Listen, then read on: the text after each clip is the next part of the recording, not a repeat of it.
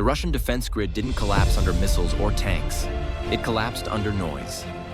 A tiny electronic chip inside 10 cheap drones created an invisible storm that blinded radar screens for miles. What those operators saw next wasn't an attack. It was chaos.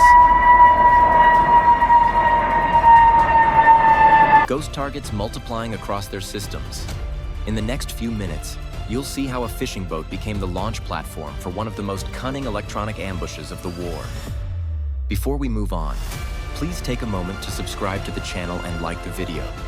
Radar operators at the Crimean command post saw over 70 objects racing across their screens, each moving fast and low from the southwest. Alarms went off, tracking systems shifted into automatic response, and targeting computers tried to lock on. Yet, outside the walls of their bunker, the sky was almost clear. Only 15 real drones cut across the horizon. The contradiction made no sense. Soviet-era calculations and NATO-era math both failed. Physics, it seemed, had turned against them. Hours earlier, a quiet meeting had drawn senior Russian officers and advisors to the Foros resort, a hilltop complex surrounded by cameras and jammers. Its marble hall had hosted countless briefings. Across the water, 6 miles offshore, a weathered fishing boat drifted near the edge of radar range. Beneath tarps and fishing nets lay launch racks built from plumbing parts and PVC. As dusk folded over the Black Sea, its small crews synchronized timers, checked frequencies, and flipped the first switch. The engines aboard the drones ignited with a soft whine, masked by the wind. One by one, 25 FPV units shot out across the waves, flying just 30 feet above the surface. 15 of them carried small custom transmitters rather than warheads. Each transmitter generated a radar signature the size of a larger aircraft and mirrored different coordinates along the coast. The result was a moving wall of digital ghosts, reflections that bounced inside Russian scopes and multiplied across linked networks. The operators of the Pantsir S-1 anti-air system suddenly faced what looked like a full-scale swarm offensive. Its computers processed echo after echo, each demanding a missile lock and a defensive response. The low-budget FPV circuit boards, modified by hand and reprogrammed with broadcast spoofing, achieved with a few volts what million-dollar electronic warfare pods are designed to do. The Pantsir began spewing tracer rounds into empty air, auto-firing at phantom vectors, draining its ammunition faster than its radar could refresh. Inside the bunker, duty officers shouted coordinates, trying to prioritize targets that kept disappearing. Every refresh brought more confusion, overlapping icons and flight paths that violated basic aerodynamics. The mismatch between cost and effect was staggering. The entire deception phase cost less than a family car, yet it forced a billion-dollar air defense network to exhaust nearly half its ready supply of surface-to-air missiles in minutes. Flames from spent shells arced into the night, their glow reflecting on the water where none of the real drones flew. On Russian screens, everything blended. Real tracks merged with false echoes until no one knew which was which. Commanders tried to hand over control to the automatic threat manager, but that only deepened the chaos. The defense network's algorithms could not identify which targets were genuine. Guns fired into sectors that no longer existed.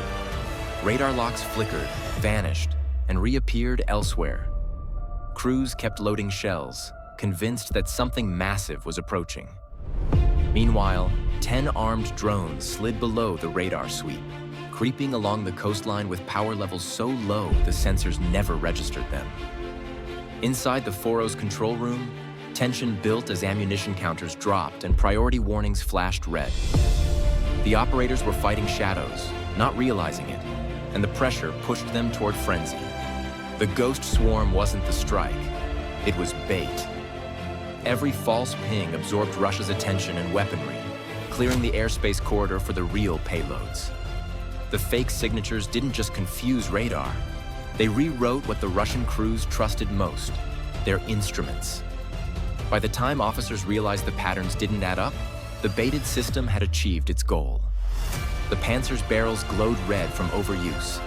Its radar processors ran hot, and its vision turned unreliable. The ghost readings that filled their displays became indistinguishable from noise. Amid that static, another signal quietly came alive inside the memory of 10 approaching drones, their onboard processors unlocking the next layer of deception that would turn the air itself into a weapon. At 7:20 p.m., the Russian defense network collapsed into static. The radar wasn't jammed in the traditional sense. It was blinded by interference created at its own frequency. Every pulse the Pantsir S-1 radar sent into the night came back corrupted, smeared with false returns. The culprit wasn't a missile, a satellite, or a large-scale jammer. It was a set of microchips no larger than a coin, installed inside the processors of the 10 real drones now approaching the Crimean coast. Each drone carried a modified RDU chip programmed to act as a precision jammer. Instead of flooding the airwaves with power, it whispered interference barely above the radar's own signal strength. The jammers were tuned specifically to the Pantsir's X-band, and they synchronized their pulses with the radar's rhythm. Every time the system sent a pulse to identify incoming objects, the drone's jammer pulsed back an echo just a few microseconds later, overlaying a faint wash of static directly onto the radar's guidance frequency. To the operators, it looked as if the radar itself had developed a fault. To the drones, it was a shield. This approach was nothing like traditional brute force jamming.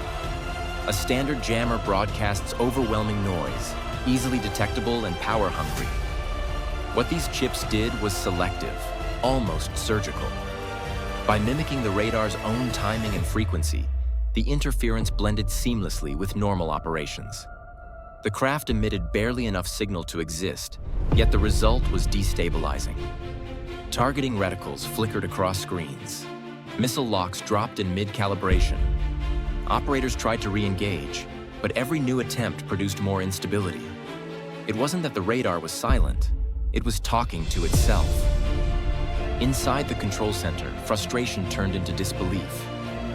The radar image filled with random spikes and ghost lines. The Pantsir's automated targeting algorithm kept reacquiring the same coordinates, interpreting its own reflections as moving threats.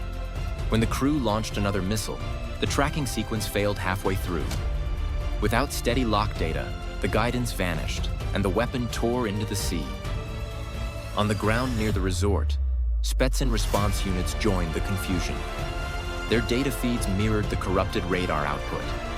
Some fired their Rex-1 jammers toward the sky, others emptied bursts of automatic fire into sectors where nothing moved.